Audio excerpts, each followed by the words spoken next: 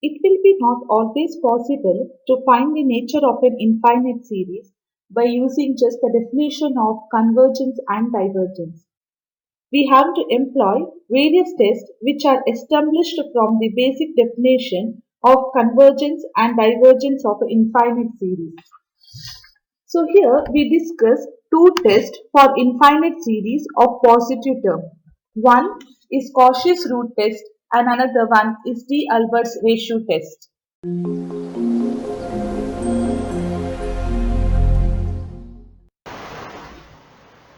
Let us first see Cauchy's root test for infinite series. If summation un is a series of positive term and if limit n tends to infinity, un its power 1 by n is equal to L, where L is some finite quantity, then the series is convergent if L is less than 1, the series divergent if L is greater than 1, and the series or the test fails if L is equal to 1. So whenever the series is summation of un, where here un is given as the nth general term. So to find the test whether the series is convergent or whether the series is divergent, we take limit as n tends to infinity for un its power 1 by n. So this is a form where we have to take the Cauchy's root test. Then once we get the limit, if the limit value is less than 1, then we say that it is an convergent series. If L is greater than 1, we say that it is divergent. If we get the limit value is equal to 1, then we say that the test fails. So let us see one example. Before that, here are some standard limits which will be useful when you are working out the problem. So first one says that the limit n tends to infinity, n to the power 1 by n is equal to 1. These are the standard limits. Second one, limit n tends to infinity, 1 plus 1 by n its power n is equal to e. A third one is limit n tends to infinity, 1 plus x by n its power n is equal to e to the power x. So these are the standard limits which you are using for the problems.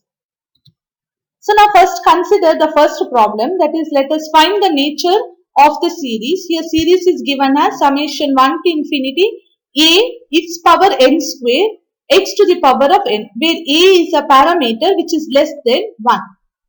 So it is in this form, summation of un. So to apply the root test, I need the nth term of the series.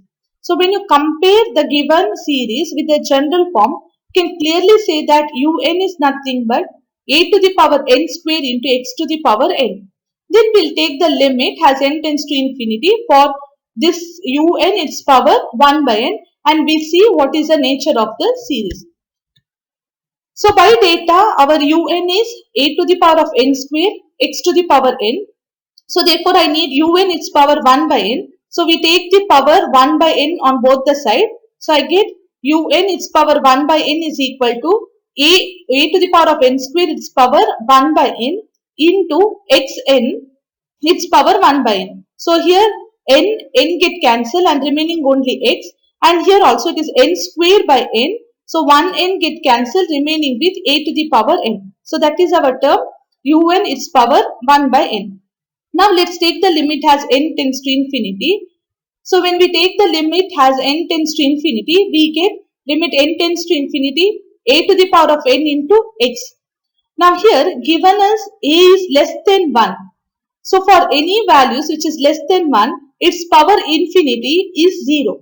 So we get here a to the power of n tends to infinity as n tends to infinity. So therefore here this term is 0. So 0 into x is nothing but 0. So we get the limit value as 0, which is less than 1. So from here root test, whenever the limit value is less than 1, we conclude that the series is convergent. So thus by the root test, we just conclude that the given series is a convergent series. Consider the second example, that is, discuss the convergent of summation 1 to infinity 1 plus 1 by n its power n square. Now if you have seen the earlier slide in which the standard limits were given, in which 1 by n, 1 plus 1 by n its power n is there. But here the the term is 1 plus 1 by n its power n square. So when we have to find out the limit as n tends to infinity. So here if we compare with the general form, we get that the un is nothing but 1 plus 1 by n its power n square. So let's take un its power 1 by n. So that time here n square and 1n get cancelled and remaining with 1 plus 1 by n its power n. So when we take the limit as n tends to infinity, this will come to one of the standard form. So we know that its limit is nothing but e and its approximate value is 2.7. So which is greater than 1. So we conclude that from the root test the series is an divergent series. So the root test is just nothing but we have to take un its power 1 by n and we have to take the limit as n tends to infinity. Let's consider the third example, that is discuss the convergent of summation 1 to infinity n plus 1 its power n into x to the power of n by n plus 1. So here given term is given here the nth term un has n plus 1 its power n into x to the power of n divided by n to the power of n plus 1.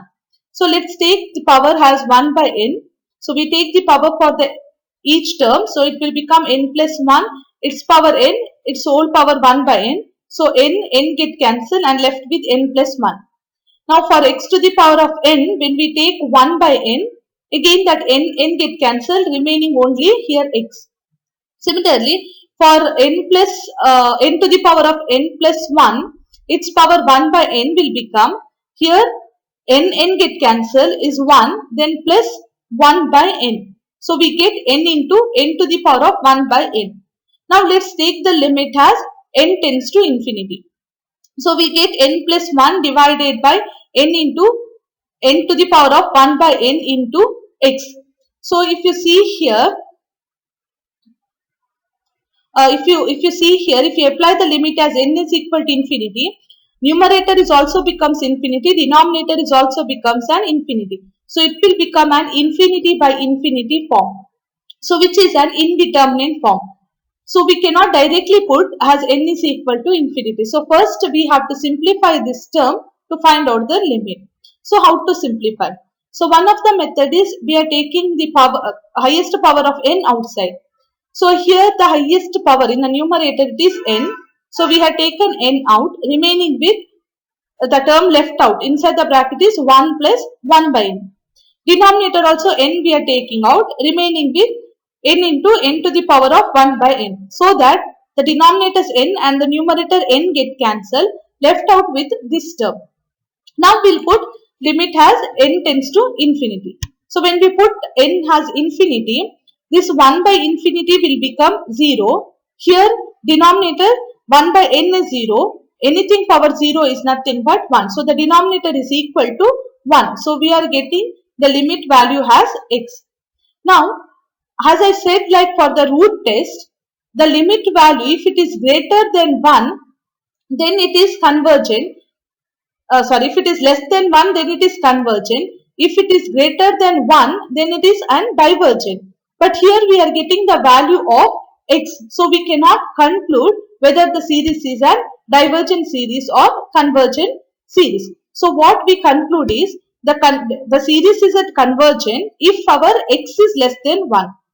Then the series is divergent if our x is greater than 1. And if this x is equal to 1, then we write that the test is failed. So here the nature of the series is depends upon the value of x.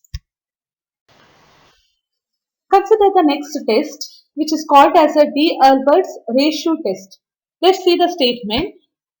So if summation un is a series of positive terms and if limit n tends to infinity, un plus 1 by un is equal to L, where L is our finite quantity. Then the series is convergent if L is less than 1, the series is divergent if L is greater than 1, and the test fails if L is equal to 1. Now we had seen now two tests. One is Cauchy's root test and D'Albert's ratio test. In both the cases, to decide the nature whether the series is convergent or divergent, it is the same. That is, L is less than 1 convergent, L is greater than 1 divergent, and the test fails if L is equal to 1. But here the finding the test or finding the limit value is different. For the ratio test, it is in this way: un plus 1 divided by un. So you know that un is an nth general term. Once you know un, you have to find out u of n plus 1. So you get u of un plus 1 and that divide by un and find the limit as n tends to infinity. So let's see the problem.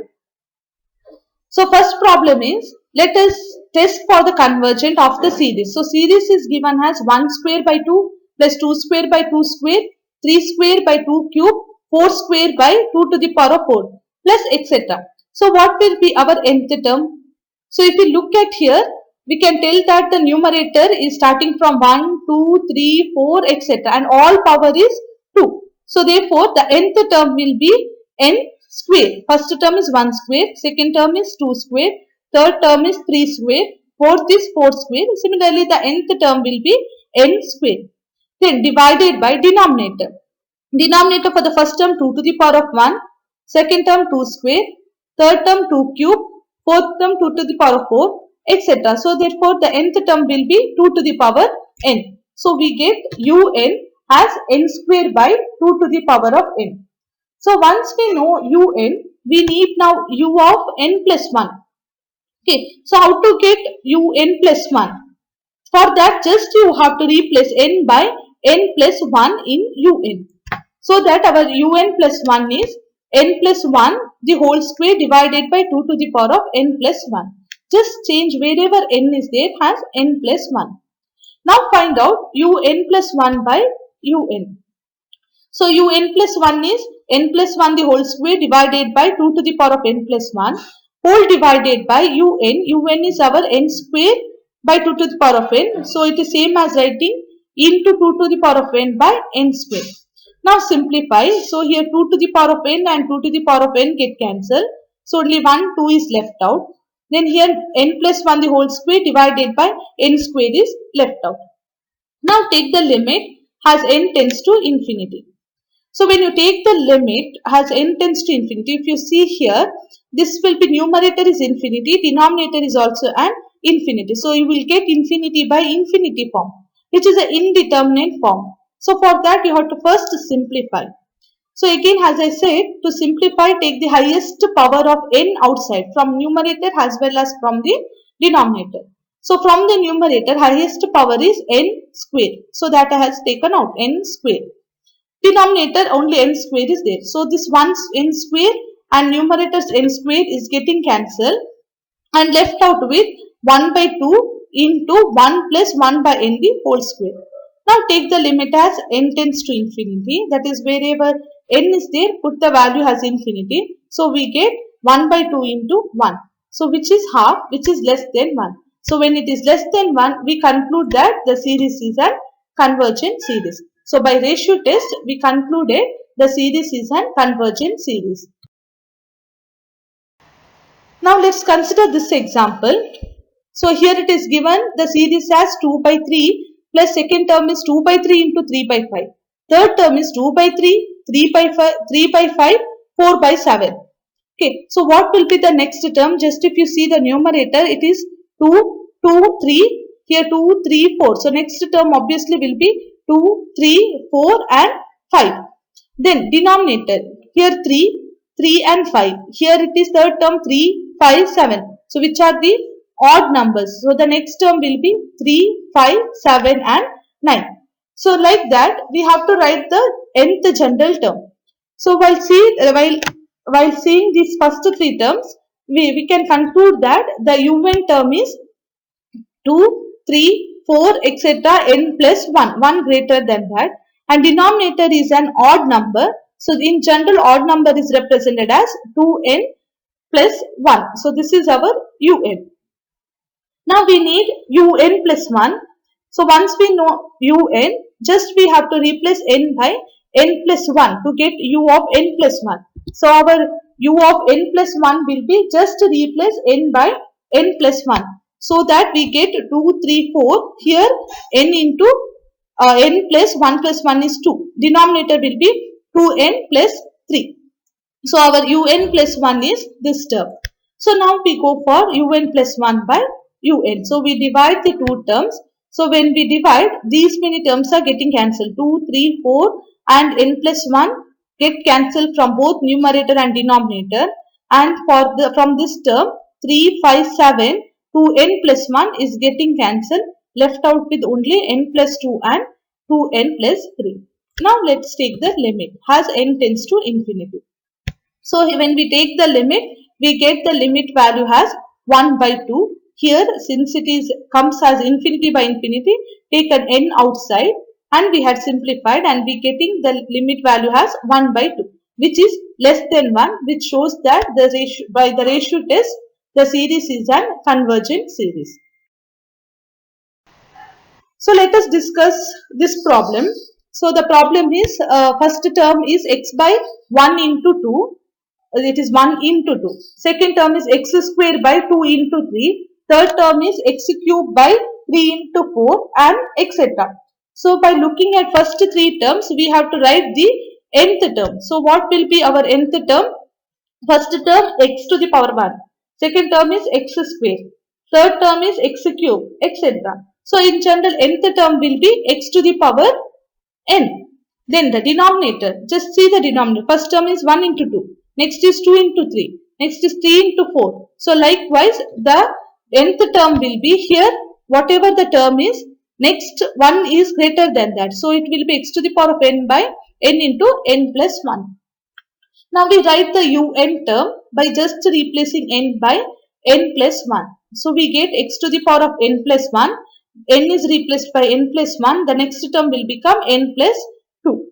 Now we divide un plus n by un, so that here n plus 1 get cancelled and x to the power of n get cancelled, remaining with n by n plus 2 into x. Now we will take the limit as n tends to infinity. So here n and n get cancelled, remaining with here, like we are taking n outside from the denominator. So we get 1 plus 2 by n, and when we apply the limit as n tends to infinity, we get only the limit value as x. Now the nature of the series is depending on this x.